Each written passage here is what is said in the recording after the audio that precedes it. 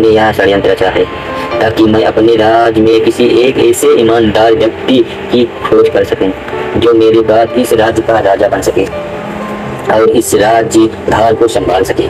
और इस राज्य का धार वही संभाल सकता है जो पूरी तरह से ईमानदार हो, जिसके मन में किसी प्रकार का कोई लालच न हो। इतना पढ़ते ही वह लड़का जोर से चिल्लाने लगा। वह सर पकड़ कर बैठ गया। वह यह जानता था कि यदि वह अपने मन के विचारों पर काबू कर लेता तो उसका जीवन संवर सकता था, लेकिन वह अपने मन के विचारों पर काबू नहीं कर पाया। दोस्तों, महात्मा बुद्ध कहते हैं कि मन ही सब कुछ है। आप जो सोचते हैं वही आप बनते हैं। इसलिए आपका सबसे बड़ा दुश्मन भी आपको उतना नुकसान नहीं पहुंचा सकता जितना कि आपके मन के यह अनियंत्रित विचार पहुंचा सकते हैं। महात्मा बुद्ध कहते हैं, अपने भीतर ध्यान उसको देखो। अब हमारे भीतर जो विचार चल रहे हैं वही विचार शब्द बनते हैं और शब्द कर्म के रूप में प्रकट होते हैं। बार बार दोहराने पर कर्म बर्ताव पर बदलता है। धीरे धीरे समय के साथ बर्ताव चरित्र में परिवर्तित हो जाता है और यही चरित्र हमारे भाग्य का निर्माण करता है। इसलिए हमें हमेशा अपने विचारों के प्रति सजग होना अवश्य जरूरी है। हमें जागरूक होना बहुत आवश्यक है। हमें यह जानना जरूरी है कि हमारे मन में किस प्रकार के विचार आ रहे हैं। आगे महात्मा बुद्ध कहते हैं कि कमजोरी हमेशा छोटे विचार से शुरू होती है। यह एक बीज के रूप में होती है और यदि इस बीज को नष्ट न किया जाए तो यह छोटा सा विचार बहुत जल्द ही एक विशाल वृक्ष का रूप ले लेता है और हमारी बुद्धि की सोचने और समझने की क्षमता को पूरी तरह से नष्ट कर देता है। जिस प्रकार अपने इस कहानी में देखा, इस प्रकार जवान लड़के का मन उस पर हावी हो चुका था और उसकी सही और गलत सोचने की क्षमता पूरी तरह से नष्ट हो चुकी थी, जिस कारण वह यह समझ नहीं पाया कि उसे क्या करना चाहिए। और उसके लालच ने उसके भीतर इतनी ऊर्जा भर दी कि वह तीनों थैले उठाकर इतनी तेजी से वहां से भाग निकला। इसीलिए जब आपके मन में पहली बार कोई गलत विचार उत्पन्न हो तभी उसे जड़ से उखाड़ देना चाहिए, अन्यथा वह विशाल वृक्ष का रूप ले लेगा और आपको किसी न किसी गलत राह पर वह ढकेल ही देगा। आप चाह कर भी उसे रोक नहीं पाएंगे। लेकिन अब आपके मन में यह प्रश्न उठ रहा होगा कि हम भला अपने मन के विचारों को कैसे नियंत्रित करें।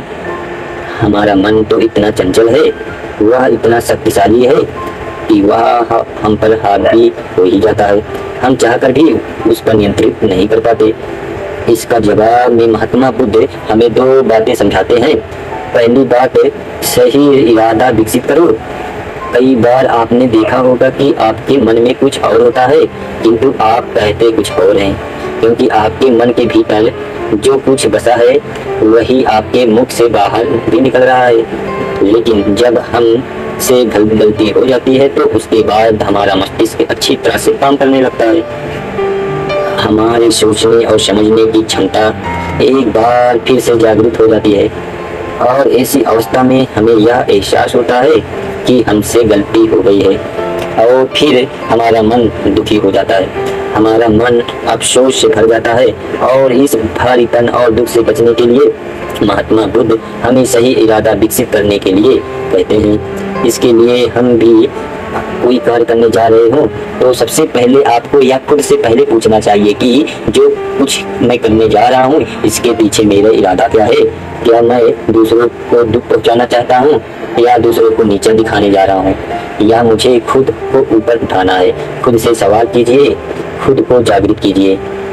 जब आप इरादों के प्रति सचेत होने लगेंगे, जब आप विचारों के प्रति सजग होने लगेंगे, तभी आपके भीतर सकारात्मक ऊर्जा का प्रवाह होगा। तभी आप सकारात्मक इरादों से जुड़ने लगेंगे और आपके मन में भीतर बसी हुई नकारात्मक ऊर्जा और नकारात्मक ऊर्जा इरादे दिन ब दिन कम होने लगेंगे। परंतु याद रहे, आपको यह हर रोज करना होगा और आपको यह हमेशा ध्यान रखना होगा कि आपको केवल अच्छा सोचना है। आपके इरादे हमेशा अच्छे होने चाहिए, तभी आप दुख और तकलीफों से बच सकते हैं। अन्यथा आप इसी तरह के दुख और तकलीफों से घिरे ही रहेंगे और आप कभी इससे निकल नहीं पाएंगे।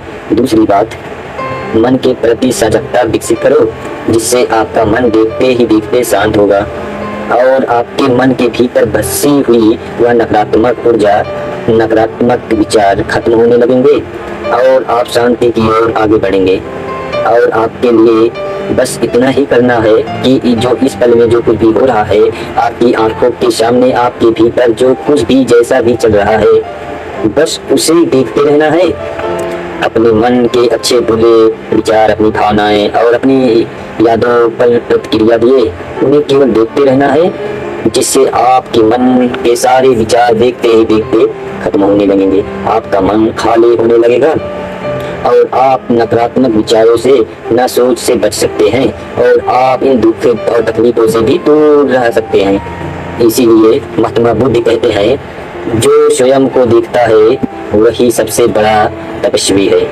अर्थात जो आपने मन में चल रहे विचारों को बिना प्रतिक्रिया दिए हुए देखता है और उन पर कोई प्रतिक्रिया नहीं करता, बस उन्हें देखता है और समझता है, वास्तविकता में वही मन पर नियंत्रित भी कर सकता है और वही अपना जीवन सुखी और खुशहाली तौर पर जी सकता है।